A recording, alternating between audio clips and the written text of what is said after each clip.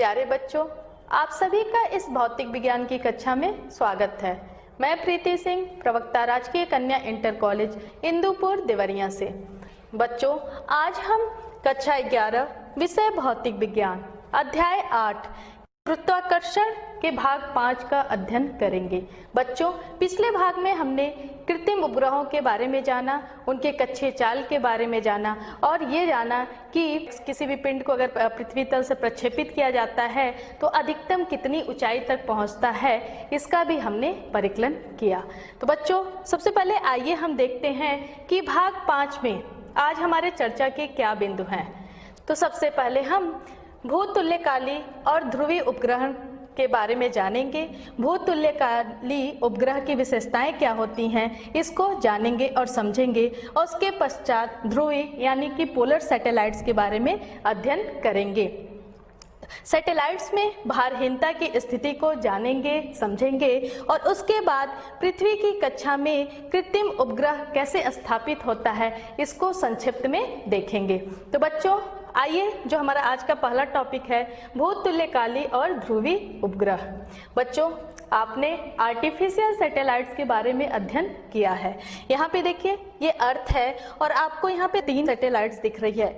एक यहाँ पे देखिए, एक इधर इस तरह जो सैटेलाइट्स हैं 3, आप देखेंगे कि एक जो ये सैटेलाइट है ये पृथ्वी के विषुवतीय तल में ये परिक्रमण कर रही है, जबकि ये दोनों जो सैटेलाइट हैं वो पृथ्वी के ध्रुवों के परितः परिक्रमण कर रहे हैं। तो जो ये विषुवतीय तल में परिक्रमण कर रहा है इसे जियो स्टेशनरी सैटेलाइट या भूतुल्यकाली उपग्रह कहते हैं, और जो ये पोल्स के परितः उत्तर से दक्षिण दिशा में परिक्रमण कर रहा है इसे पोलर ऑर्बिटिंग सैटेलाइट्स बोलेंगे, पोलर सैटेलाइट्स बोलेंगे। बच्चों, आइए सबसे पहले हम भूतुल्यकाली सैटेलाइट्स के बारे में अच्छे से देखते हैं कि क्या होता है भूतुल्यकाली उपग्रह। बच्चों देखिए, भूतुल्यकाली उपग्रह क्या होता है, आइए इसको हम समझते हैं। हम जानते हैं कि पृथ्वी अपने घूर्णन अक्ष के परितः एक चक्कर लगाने में 24 घंटे लेती है। सपोज करिए कि यदि कोई सैटेलाइट है जिसका आवर्तकाल 24 घंटे हो जाए तो क्या होगा, वो सैटेलाइट पृथ्वी के चारों तरफ चक्कर लगा रहा है। तो बच्चों, आप इसको समझ सकते हैं कि मान लीजिए ये अर्थ है और अर्थ भी अपने घूर्णन अक्ष के परितः ऐसे रोटेट कर रही है और उसके चारों तरफ यदि कोई सैटेलाइट है और वो भी एक परिक्रमण करने में 24 घंटा ही लगा रहा है, तो जैसे जैसे ये मूव करेगा जितना इसका कोणीय वेग होगा इसका कोणीय वेग भी उतना ही होगा, क्योंकि आवर्तकाल दोनों का सेम है। तो इस पे स्थित पृथ्वी के तल पर सतह पर स्थित किसी को भी ये सैटेलाइट क्या होगा, स्थिर प्रतीत होगा। वो लगेगा कि स्थिर है, उसके साथ ही मूव करेगा। तो बच्चों, इस प्रकार इसको हम भूतुल्यकाली उपग्रह कहते हैं, जो कि जिसका आवर्तकाल 24 घंटे होता है और यह पृथ्वी के रोटेशन के अकॉर्डिंग ये भी रिवॉल्यूशन करता है उसका, अर्थात ये भी पश्चिम से पूरब की ओर ये चक्कर लगाता है। तो इस प्रकार यदि कोई उपग्रह विषुवत रेखा के तल में दीर्घवृत्ताकार पथ में इस प्रकार घूमे कि उसका भी आवर्तकाल उतना ही हो जितना धरती के घूमने का है और उसके घूमने की दिशा भी वही हो जो धरती की है, तो वह उपग्रह धरती पर से देखने पर स्थिर नजर आएगा और ऐसे उपग्रह एस्थेटिक या तुल्यकाली उपग्रह कहलाते हैं। बच्चों, विषुवत रेखा के तल में जो ये कक्षा है और जिसके कक्षा में वो सैटेलाइट पृथ्वी का परिक्रमण कर रहा है उसे हम बोलते हैं भू स्थिर कक्षा। तो यदि भूतुल्यकाली कक्षा विषुवत वृत्तीय तल में स्थित हो तो ऐसी स्थिति में उपग्रह अपनी कक्षा में किसी एक ही बिंदु पर पृथ्वी तल में विषुवत रेखा पर खड़े किसी प्रेक्षक को सदैव स्थिर प्रतीत होगा। तो उपग्रह की ऐसी भूतुल्यकाली कक्षा को भू स्थिर कक्षा कहते हैं। बच्चों, आइए हम समझते हैं कि भूतुल्यकाली उपग्रह की पृथ्वी सतह से कितनी ऊंचाई पे होना चाहिए, अर्थात ये भूतुल्यकाली उपग्रह कितनी ऊंचाई पे पृथ्वी से होगा कि वो एक परिक्रमा करने में 24 घंटे ले। तो बच्चों, आपको पता है, हमने ये अध्ययन कर लिया है कि पृथ्वी सतह से h ऊंचाई पर परिक्रमण कर रहे किसी उपग्रह का जो परिक्रमण काल होता है t is equal to 2 pi under root r e plus h का cube upon capital G capital M E। ये हमने पिछले भाग में इसका अध्ययन किया था कि परिक्रमण काल कैसे आएगा, जहाँ पे h क्या है, पृथ्वी तल से, पृथ्वी की सतह से उस सैटेलाइट की ऊंचाई है। तो बच्चों इसको हम लिख सकते हैं t square equal to 4 pi square r e plus h का cube upon capital G capital M E। यहाँ से हम लिख सकते हैं R E प्लस H का क्यूब इक्वल टू, ये हो जाएगा T square into capital G capital M E upon 4 pi square. और इसको हम लिख सकते हैं R E plus H equal to T square capital G capital M E upon 4 pi square to power 1 upon 3। और इसको जब फिर से देखेंगे, इसको और सॉल्व करेंगे तो ये हो जाएगा H equal to T square capital G capital M E upon 4 pi square to power 1 upon 3 minus R E। तो यहाँ से हम H की वैल्यू निकाल सकते हैं। देखिए H इक्वल टू क्या हो जाएगा, ये इक्वेशन आया कि RA plus H equal to T square capital G capital M E upon 4 pi square to power 1/3। यहाँ से जो H होगी, जो पृथ्वी के सतह से जो ऊंचाई होगी, वो हो जाएगी T square G M E upon 4 pi square 1 to the power 1/3 minus R E। और जब इसमें हम T capital G capital M E की वैल्यू रखें, T क्या है, आवर्तकाल है, और हमें भूतुल्यकालीय उपग्रह का आवर्तकाल पता है 24 आवर, ये 24 घंटे। चूंकि एक घंटे में कितने सेकंड हो जाएंगे, 60 इंटू 60, तो 24 आवर में 86400 सेकंड होंगे, 86,400 सेकंड होगा। और हमें पता है पृथ्वी का द्रव्यमान कितना होता है, m equal to 6.0 into 10 to power 24 kg, और capital G universal gravitational constant है, और इसकी वैल्यू 6.67 into 10 to power -11 newton metre square प्रति kg स्क्वायर होता है। बच्चों जब इन सब की वैल्यू इक्वेशन में रखेंगे तो हमें जो हाइट प्राप्त होगा, जो जियो स्टेशनरी सैटेलाइट्स के लिए पृथ्वी सतह से जो ऊंचाई प्राप्त होती है, वो होती है लगभग 35,800 किलोमीटर, जो पृथ्वी की त्रिज्या से अधिक है।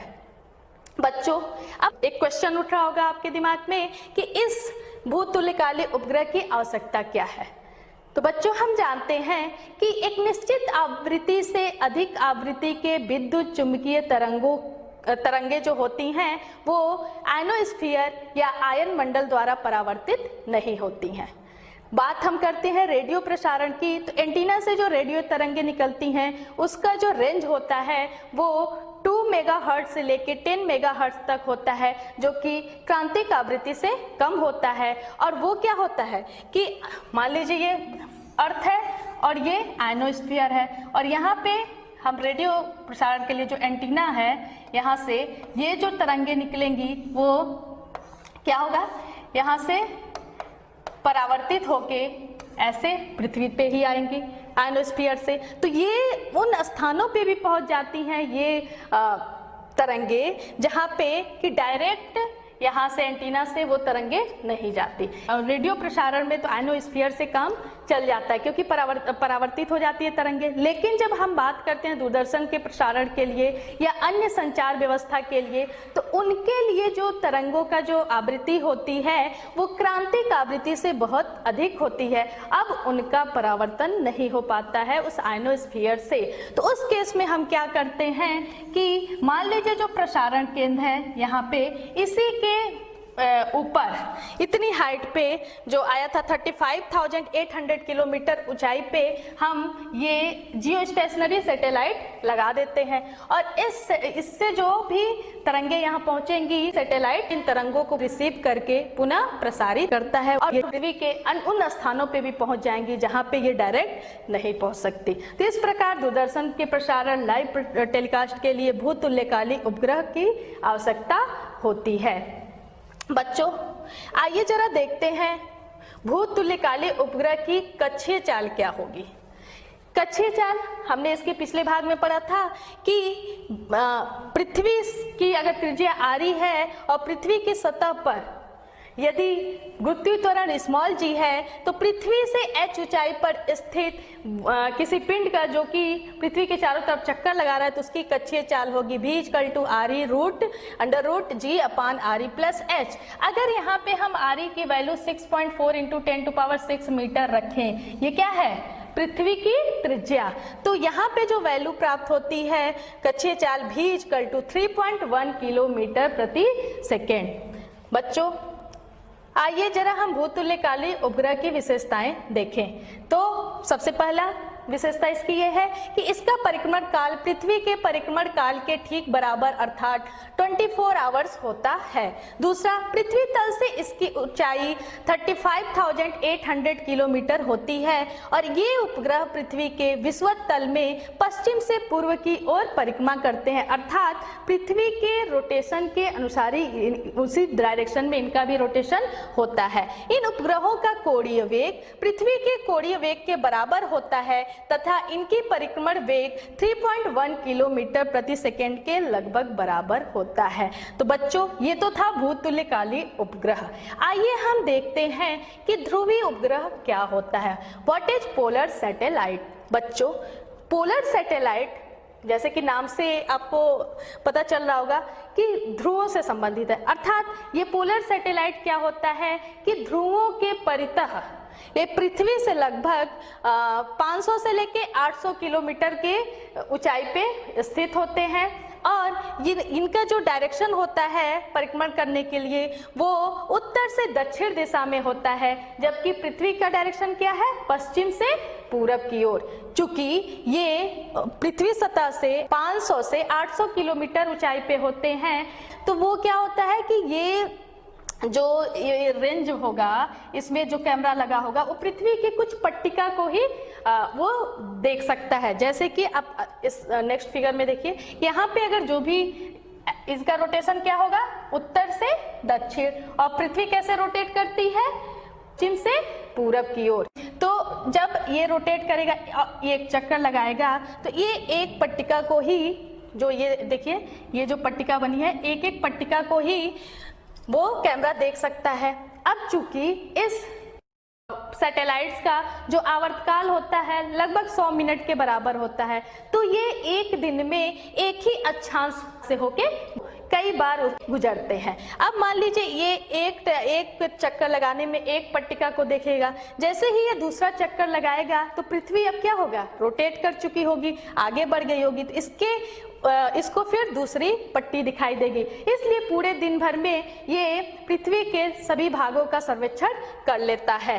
तो यह उपग्रह निकट से अच्छे विभेदन यानी कि बहुत ही फाइनाइट रिजोल्यूशन के साथ विषुवतीय तथा ध्रुवीय क्षेत्रों का सर्वेक्षण करता है। इस प्रकार के उपग्रहों द्वारा एकत्र सूचनाएं सुदूर संवेदन यानी कि रिमोट सेंसिंग, मौसम विज्ञान, मेट्रोलॉजी तथा पृथ्वी के पर्यावरणीय अध्ययन के लिए भी अत्यंत उपयोगी है।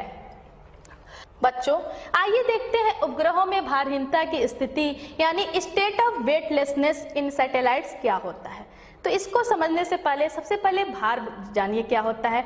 आपने इसका अध्ययन भी किया है। भार क्या होता है? भार किसी वस्तु पर पृथ्वी द्वारा लगाया गया वह बल होता है जिससे वो अपनी तरफ उस वस्तु को आकर्षित करती है। बच्चों हम भार कब महसूस करते हैं? जब किसी भी तल पे खड़े हैं, जैसे कि मान लीजिए हम तल पे खड़े हैं और क्या होता है उस तल के द्वारा प्रतिक्रिया बल होता है, वो प्रतिक्रिया बल ही हमें भार का अनुभव कराता है। यदि किसी भी तरह ये प्रतिक्रिया बल 0 हो जाए तो हम जो भी व्यक्ति है वो भारहीन महसूस करेगा। जैसे कि अगर लिफ्ट ऊपर से नीचे आ रही है और लिफ्ट की रस्सी कट जाए, लिफ्ट टूट जाए, तो उस समय जो उसमें व्यक्ति होगा वो अपने आप को भारहीन महसूस करेगा। ऐसे ही जैसे कमानीदार तुला है, अगर उस पर अपना वेट मेजर करिए तो क्या होगा कि ऊपर छत से रस्सी पे लगा रहता है, अगर वो टूट जाए तो भी उस समय व्यक्ति क्या भारहीन महसूस करता है। बच्चों, वास्तव में पृथ्वी के परितः परिक्रमण करने वाले किसी उपग्रह में उपग्रह का प्रत्येक टुकड़ा तथा उसके भीतर का प्रत्येक वस्तु पृथ्वी के केंद्र की ओर त्वरित गति से गतिशील है तथा इस गति का त्वरण उस स्थिति में पृथ्वी के गुरुत्व त्वरण के बराबर है। अतः उपग्रह के भीतर की प्रत्येक वस्तु स्वतंत्रता पूर्वक गिरती है। यह ठीक ऐसे ही होता है जैसा कि हम किसी ऊंचाई से पृथ्वी की ओर गिर रहे हैं, अर्थात उस उपग्रह के भीतर बैठे व्यक्ति किसी प्रकार के गुरुत्व बल का अनुभव नहीं करेगा, अर्थात उसे अपना वेट 0 महसूस होगा, वो भारहीन महसूस होता है। आइए इसको हम समझते हैं। मान लीजिए कि ये अर्थ है और इसके केंद्र से r डिस्टेंस पे स्थित एक कक्षा में एक सैटेलाइट है जिसका द्रव्यमान m है और वो इसका परिक्रमा कर रहा है। ये सैटेलाइट जो कि पृथ्वी से r डिस्टेंस पे है और पृथ्वी की त्रिज्या r है, तो ये वृत्तीय गति करेगा और वृत्तीय गति करने के लिए जो अभिकेंद्र बल होगा पृथ्वी द्वारा इस सैटेलाइट पे लगाए गए गुरुत्वाकर्षण बल से प्राप्त होगा। तो हम लिख सकते हैं capital G capital M small m upon r square equal to m v square upon r। बच्चों, ये हमने माना है कि ये v वेग से भी कच्ची चाल से इसके परितः परिक्रमण कर रहा है। तो यहाँ से हम लिख सकते हैं कि G capital M upon r square equal to v square by r, equation number 1। अब इस सैटेलाइट में यदि कोई व्यक्ति है जिसका द्रव्यमान m डैश है, तो उस व्यक्ति पे अब 2 बल कार्य करेंगे। एक तो क्या होगा, गुरुत्वीय बल होगा और दूसरा तल के द्वारा लगाया गया जो प्रतिक्रिया बल होगा। तो इसमें मान लीजिए अगर कोई यहाँ पे m डैश का व्यक्ति इस पे है, तो एक तो गुरुत्वीय बल लगेगा पृथ्वी के द्वारा पृथ्वी की तरफ और एक होगा उसमें प्रतिक्रिया बल r। तो हम लिख सकते हैं कि इसका जो परिणामी बल होगा उसी के द्वारा इसको भी बल अभिकेंद्र बल प्राप्त होगा जिससे वो वृत्तीय गति में है। तो इसलिए हम लिख सकते हैं capital G capital M M dash. अब पृथ्वी और उस परिणाम जो M, इसको आप M ही लिख सकते हैं पृथ्वी के द्रव्यमान के लिए। तो पृथ्वी और उस व्यक्ति के बीच लगने वाला जो गुरुत्वाकर्षण बल होगा G M V M dash upon r square minus r equal to m dash v square by r। अब यहाँ से हम लिख सकते हैं capital G M E upon r square minus r upon m dash equal to v square by r। अब equation 1 और 2 से देखिए, ये 2 इक्वेशन है। यहाँ पे v स्क्वायर बाई r क्या है, g m e upon r square. तो अगर यहाँ पे हम पुट करें g m e upon r square minus r upon m dash equal to, अब यहाँ से देखिए v स्क्वायर बाई r की जगह हम लिख सकते हैं capital G capital M E अपान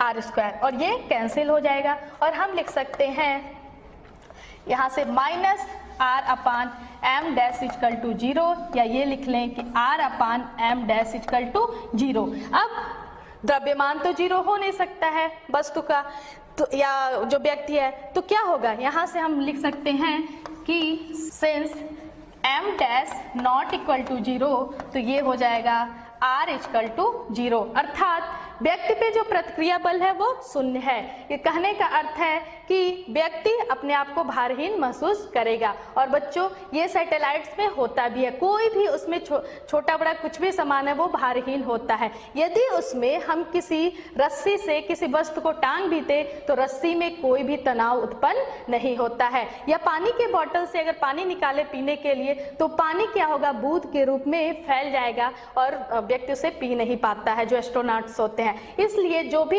एस्ट्रोनॉट होते हैं उनके खाने के लिए व्यवस्था जो होती है पेस्ट के रूप में होता है और उसको पाइप के द्वारा वो क्या करते हैं, वहां पे निगल लेते हैं। तो बच्चों इसी प्रकार क्योंकि वहां पे किसी भी सैटेलाइट में जो भी वस्तु है उसमें भार की अनुभव नहीं होता है। लेकिन आप सोच रहे होंगे कि क्या चंद्रमा पे भी ऐसा होता है? तो जी नहीं, चंद्रमा पे व्यक्ति भारहीन महसूस नहीं करता है, क्योंकि चंद्रमा का जो मास होता है वो बहुत ही ज़्यादा होता है और उसके कारण उस पिंड पे गुरुत्वाकर्षण बल लगता है, जिसके वजह से उस में भार महसूस होता है। जबकि जो आर्टिफिशियल सैटेलाइट्स होते हैं चंद्रमा के कंपैरिजन में उसका मास बहुत ही कम होता है। बच्चों आइए जरा देखते हैं कि ये आर्टिफिशियल सैटेलाइट को पृथ्वी की कक्षा में किस प्रकार स्थापित किया जाता है। तो आपको तो पता भी होगा कि सैटेलाइट्स को हम कैसे किसी कक्षा में प्रक्षेपित करते हैं। उसके लिए रॉकेट्स का प्रयोग किया जाता है, मल्टी स्टेज रॉकेट्स का प्रयोग किया जाता है। जैसे रॉकेट में क्या होता है, कई चैम्बर बने होते हैं और उसमें फ्यूल रहते हैं और सबसे ऊपर वाले चैम्बर में सैटेलाइट होता है। जैसे जैसे रॉकेट ऊपर ऊर्ध्वाधर में इसको प्रक्षेपित किया जाता है, ऊपर जाता है और एक एक चैम्बर का अगर फ्यूल खत्म होता है तो वो उससे अलग हो जाता है। जब ये चैम्बर अलग होगा तो इसका मास कम हो जाएगा और संवेग संरक्षण के सिद्धांत से ये क्या होगा कि और तीव्र गति से आगे बढ़ेगा। और जिस कक्षा में उस सैटेलाइट को वहाँ पे स्थापित करना है, जब रॉकेट वहाँ पे जाता है तो एक व्यवस्था के द्वारा इस सैटेलाइट क्या होता है, वहाँ पे भी क्षैतिज वेग से वहाँ पे निकाल दिया जाता है, वो भी क्षैतिज वेग से वहाँ पे जाता है। बच्चों आपको पता भी है कि पृथ्वी तल से यदि h ऊंचाई पर वृत्ताकार कक्षा में परिक्रमण कर रहे उपग्रह का कक्षीय चाल क्या होता है, v=√G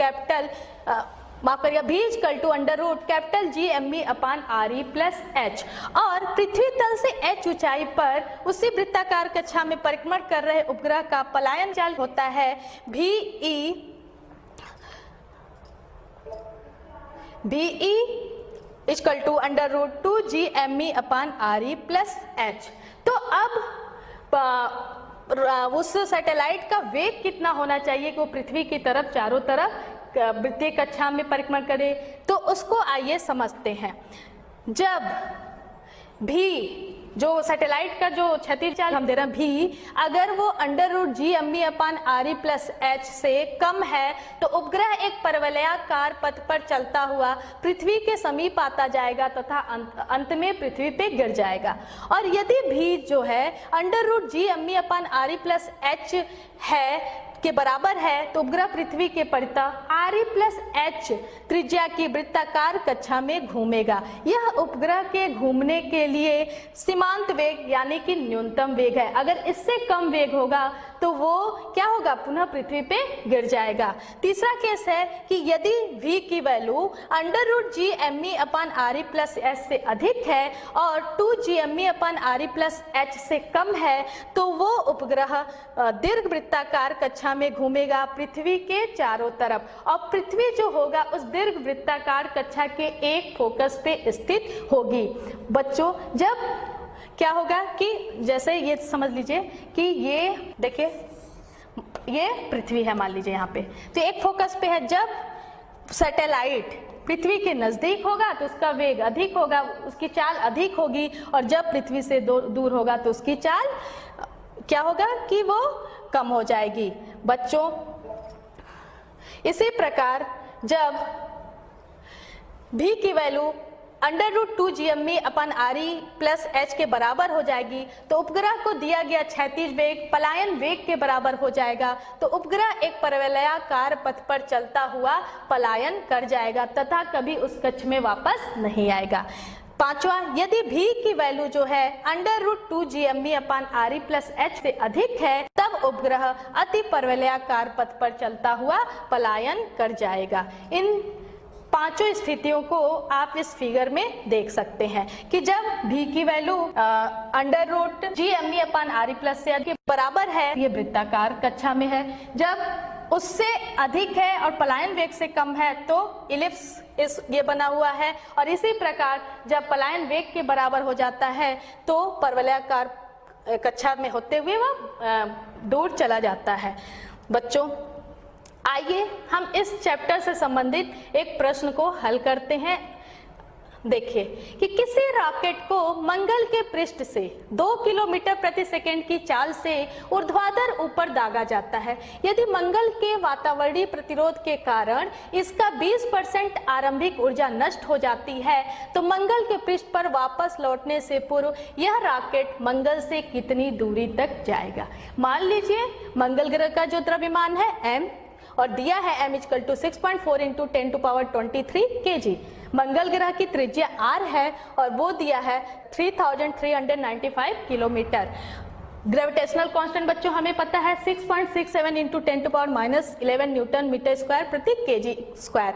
और रॉकेट की यहाँ पे देखिए कि पृष्ठ से जिस चाल से फेंका जा रहा है वो है v = 2 किलोमीटर प्रति सेकेंड। हम ये मान लें कि जो मंगल ग्रह की त्रिज्या क्या है वो है कैपिटल R, और इससे r दूरी पर, स्मॉल r दूरी पर रॉकेट अधिकतम ऊंचाई तक पहुंच रहा है।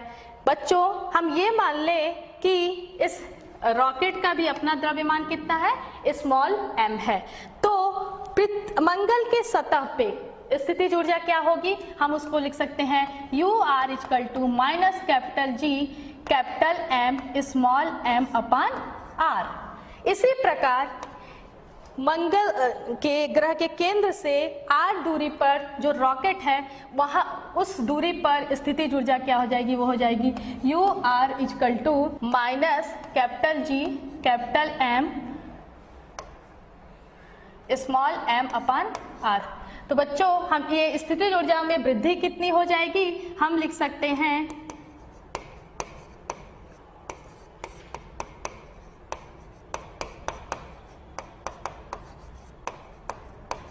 ये हम लिख सकते हैं UR - UR कैपिटल R। तो यहाँ से देखिए -G small m/r -G small m/r। ये हो जाएगा, हम इसको देखें तो इसको लिख सकते हैं G स्मॉल m R, ये माइनस प्लस हो गया, फिर -G small r।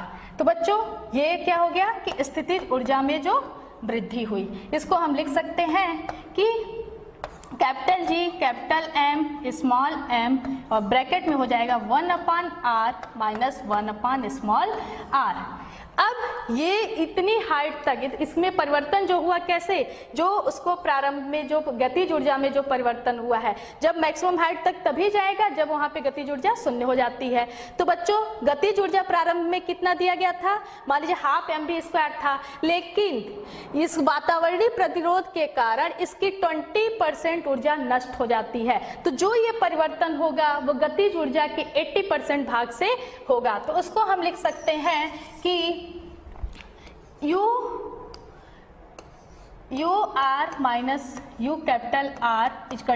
80% of 12 mv²।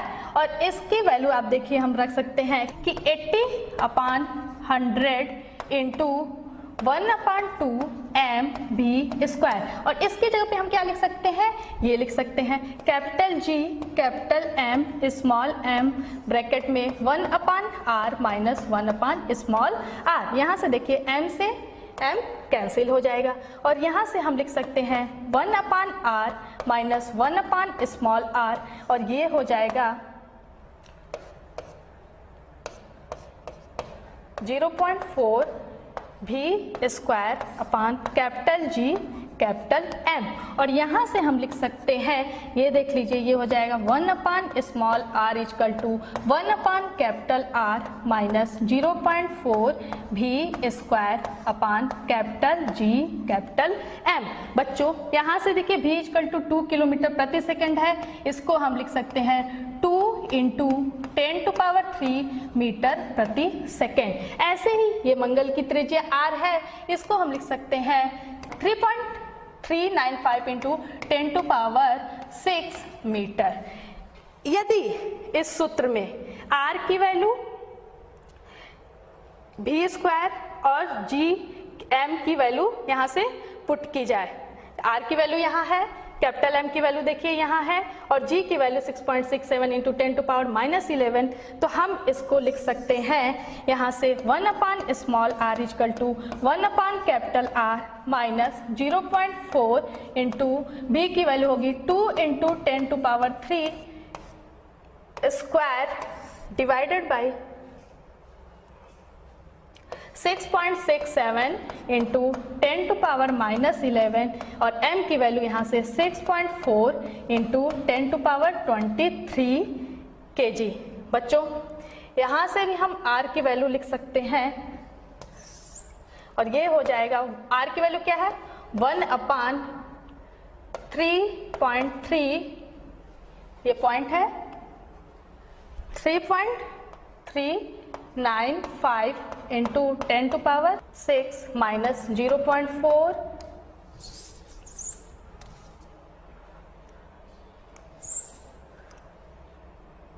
Into 2 इंटू 10⁻³ का स्क्वायर